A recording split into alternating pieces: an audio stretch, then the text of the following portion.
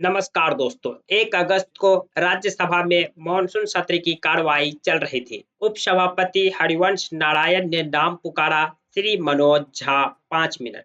उधर से राजद सांसद मनोज झा ने उपसभापति से कहा कि जब भी आप 5 मिनट या 3 मिनट कहते हैं तो ऐसा लगता है कि फांसी देने से पहले उनकी अंतिम इच्छा पूछी जा रही है। दूसरी तरफ पिछले सप्ताह बजट बहस पर लोकसभा में लीडर ऑफ ऑपोजिशन कांग्रेस के सांसद राहुल गांधी 45 मिनट बोले। इसके जवाब में पूर्व केंद्रीय मंत्री अनुराग ठाकरे 40 मिनट बोले। सिर्फ मनोज झा ही नहीं बल्कि आप सांसद संजय सिंह को 7 मिनट का ही समय दिया गया। इसके अलावा भी संसद में कई पार्टी और कई नेता को 3 मिनट, 5 मिनट और 10 मिनट ही बोलने दिया जाता है। ऐसे में सवाल उठता है कि ऐसा क्यों? किसी को 45 मिनट, 40 मिनट और किसी को सिर्फ 3 मिनट, 5 मिनट, 7 मिनट या 10 मिनट का समय दिया जाता है।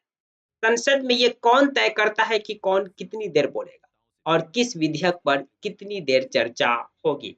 चलिए हम इन्हीं जरूरी सवालों के जवाब इस वीडियो में जानने की कोशिश करेंगे। आप लोगों से रिक्वेस्ट है कि आप इस वीडियो को कंप्लीट देखें। अगर मेरे चैनल पर फर्स्ट टाइम आए तो प्लीज चैनल को सब्सक्राइब कर दीजिए, वीडियो को लाइक कर दीजिए। संसद के दोनों सदन यानी लोकसभा और राज्यसभा में किसी भी विधेयक पर चर्चा करने के लिए एक बिजनेस एडवाइजरी कमेटी बनाई गई है। ये कमेटी लोकसभा और राज्यसभा के लिए अलग-अलग बनाई गई है। लोकसभा की कमेटी का अध्यक्ष लोकसभा स्पीकर होते हैं, राज्यसभा की कमेटी का अध्यक्ष सभापति होते हैं। इस कमेटी में कुल 26 सदस्य हैं, लोकसभा से 15 और राज्यसभा से 11। इस समिति के सदस्यों की नियुक्ति संसद में पार्टी के संख्या बल के आधार पर की जाती है। यानी जिस पार्टी के जितने सांसद उतने सदस्यों की नियुक्ति उस पार्टी से होती है। एक और दिलचस्प बात यह है कि मंत्री इस समिति का सदस्य नहीं हो सकते, यानी कि या तो मंत्री हो सकते हैं या तो इस बिजनेस एडवाइजरी कमेटी का सदस्य हो सकते हैं। ये समिति अस्थायी होती है, यानी इनका कार्यकाल फिक्स नहीं होता है। इनके सदस्यों की जब भी जगह खाली होती है वहां पर नए सदस्यों की नियुक्ति कर ली जाती है। ये समिति ही डिसाइड करती है कि कौन से विधेयक संसद में पेश किए जाएंगे, किस विधेयक को मंजूरी दिया जाएगा और किस विधेयक पर कितना समय चर्चा किया जाएगा। ये समिति सभी सांसदों को चर्चा करने के लिए, बहस करने के लिए या उनके समय का आवंटन करने के लिए संसद में सभी पार्टियों को 4 ग्रुप में बांट कर रखी है।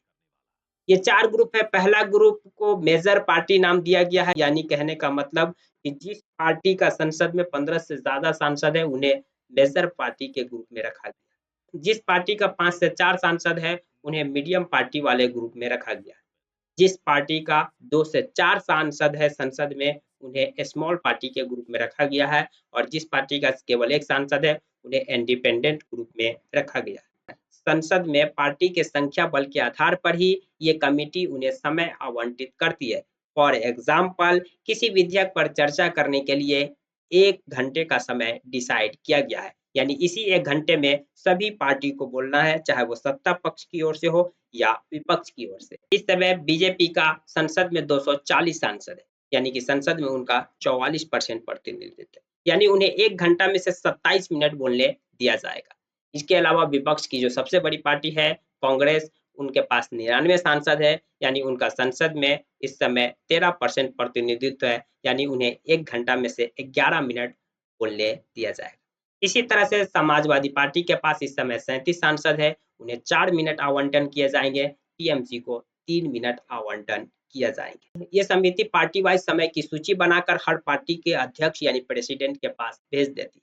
फिर प्रेसिडेंट डिसाइड करते हैं कि हमें जो ये समय आवंटन किया गया है प्रेसिडेंट की ओर से या कमेटी की ओर से कि आपको इस विधेयक पर इतना देर बोलने का मौका दिया जाएगा, तो पार्टी के प्रेसिडेंट डिसाइड करते हैं कि उनके सभी सांसदों में से किस सांसद को कितना देर बोलने का मौका दिया जाए और कौन पहले बोलेंगे और कौन बाद में बोलेंगे।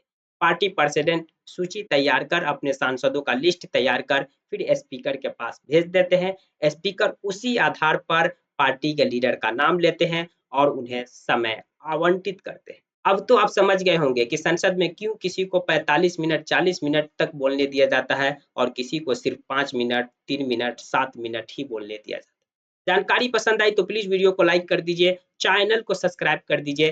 Thank you for watching.